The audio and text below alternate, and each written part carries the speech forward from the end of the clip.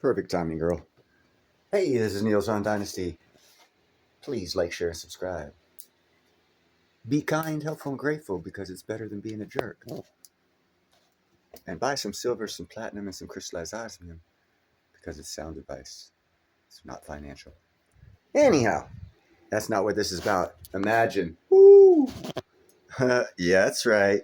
It's right. This is a little history. Nah, not a history. It's a Hurricane Formation 101 class. The Sahara Desert filled with sand. It's been a desert for 5,000 years.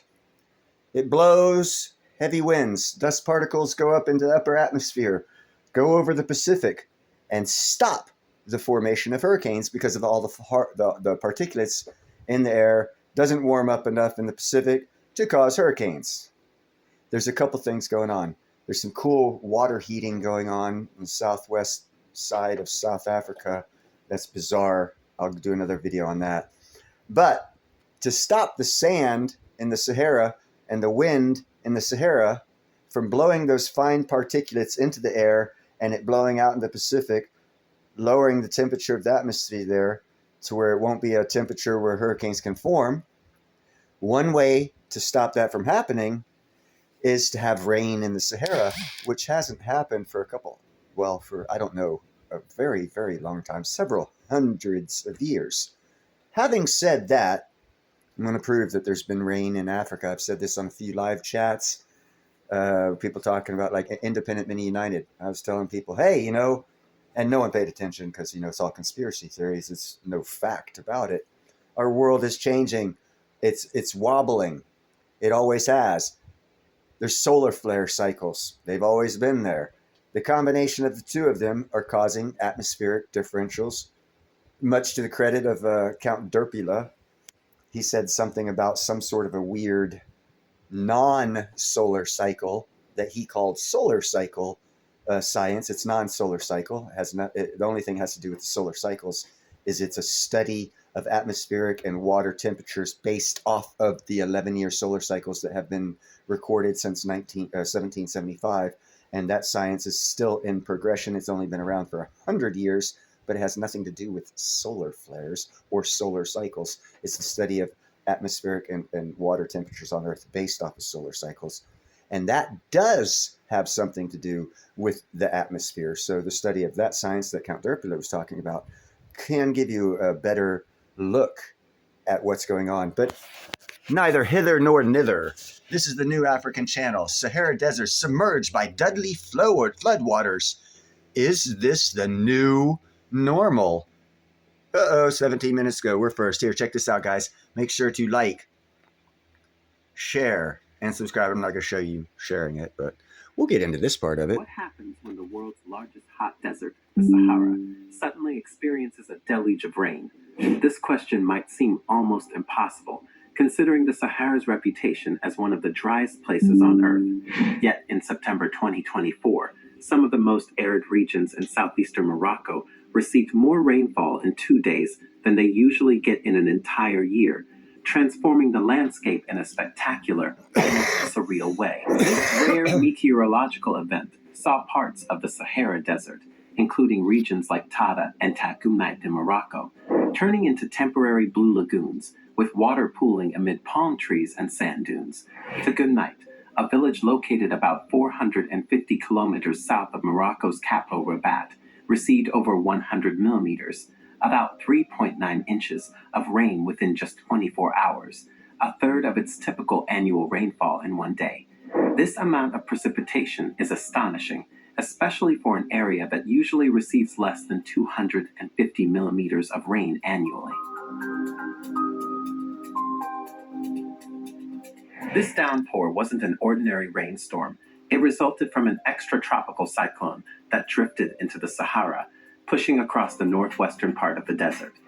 Unlike the usual dry and hot conditions, this storm pulled in moisture from equatorial Africa, leading to an unusual concentration of rainfall in Morocco, Algeria, and even parts of Tunisia and Libya. Such storms are a rarity in this region, with similar occurrences happening only a handful of times in the past 50 years. The impact of this weather event was dramatic and multifaceted. Satellite images captured by NASA's MODIS technology showed striking before and after contrasts, with previously dry lake beds like Lake Ariki in Morocco now filled with water for the first time in decades. These newly formed bodies of water are not just scenic wonders. They also signify a rare replenishment of groundwater aquifers, which are crucial for sustaining desert communities that rely heavily on these water sources. Yet, this deluge wasn't just a spectacle.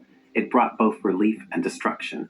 While the rainfall helped replenish water supplies in a region struggling with a 6-year drought, it also led to severe flash floods.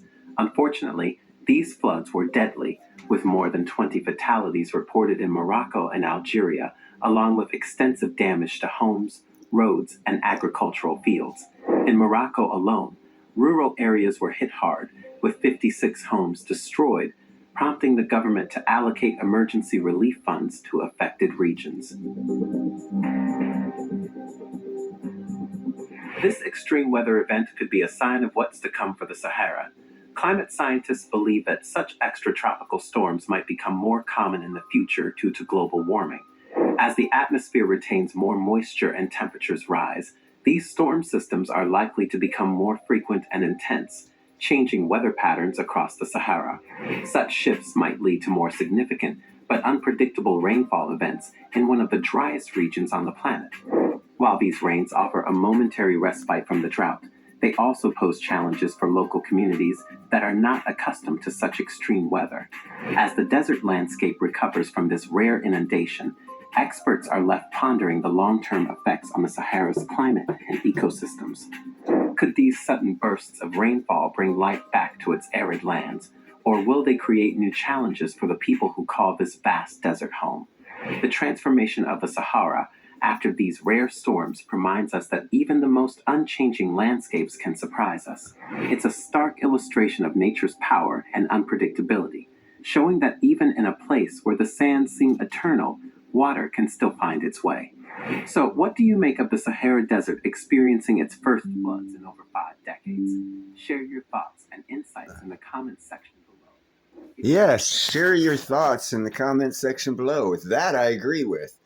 Okay, so 3 times in 50 years it's rained. This is the biggest of the past 50.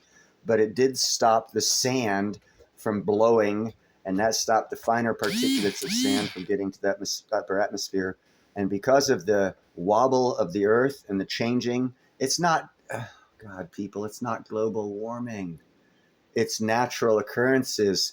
A glacier receded in, I think it was Norway, about probably about 10 years ago, because in my bee studies, I found out about this glacier receded. I'm going to say Norway, could have been Switzerland or Switzerland, one of those Nordic countries, and uncovered.